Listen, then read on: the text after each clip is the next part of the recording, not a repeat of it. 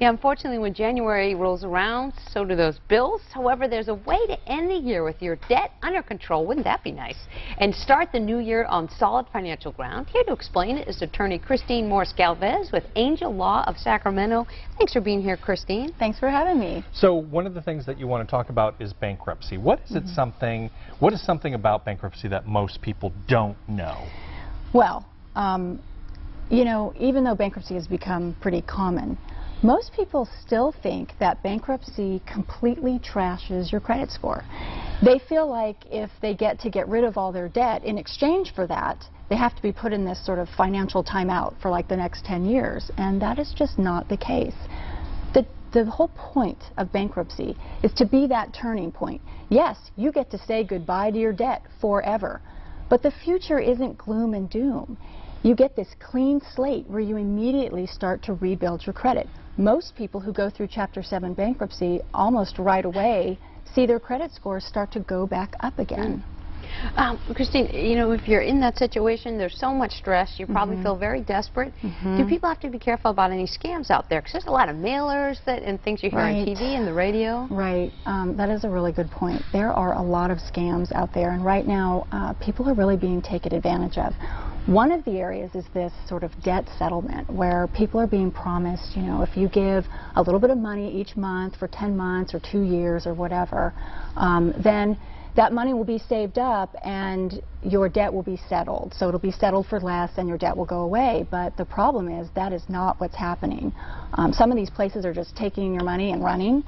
Some of them are not explaining that it takes so long to save up any kind of money to be able to do a debt settlement that in the meantime, your creditors can still sue you.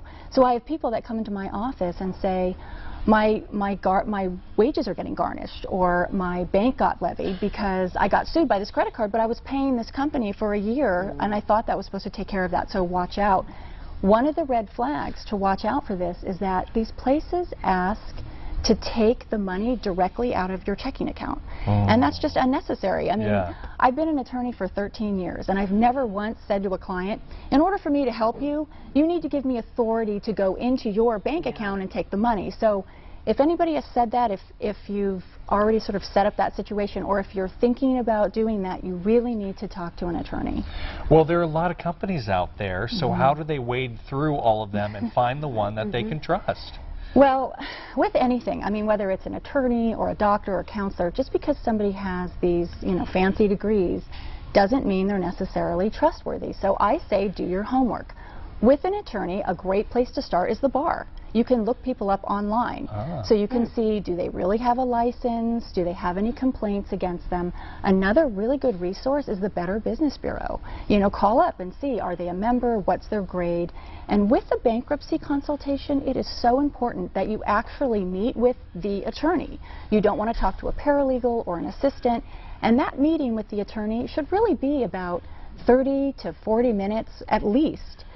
This is your financial life. It shouldn't be a 5-minute conversation. Right. And finally, really make sure that you walk away feeling like, I'm going to get customer service. You know, you are going through a really stressful time, and you should feel like you're going to get that personal care and attention, like the phone calls that you make are going to be answered. If you don't feel that way, it's really time to move on and try to find another attorney. And Christine, we just noticed it said you might qualify for bankruptcy if you struggled with bills for over 3 months.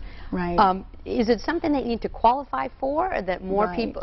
I didn't realize that. Exactly. Not everybody qualifies. That's why it's so important to go see an attorney, because you can be too soon or too late. Really, that's really the big thing that happens. But you know, the laws change all the time, so it's very important to talk to an attorney to see if you qualify. But as a guideline, it's really about struggling with your bills. If you don't make enough money to make that house payment, the car payment, the credit card payments, or if you've fallen behind or you have to sort of not make some 1 month and then catch up the next month, and if that's been going on for about 2 or 3 months, it's very likely that you might qualify to be able to erase that debt and totally get that fresh start that bankruptcy really allows. Talk to us about the stigma of bankruptcy, because it's actually something created by the government to help people. Right, exactly. It is actually your constitutional right. So, and you know, it comes from the Bible, it comes from Deuteronomy. So this is something that people are allowed when you know, there's no fraud involved. This isn't their fault. They've either lost their job or they've had some medical situation, and so the government steps in. I mean, it's only once every 8 years.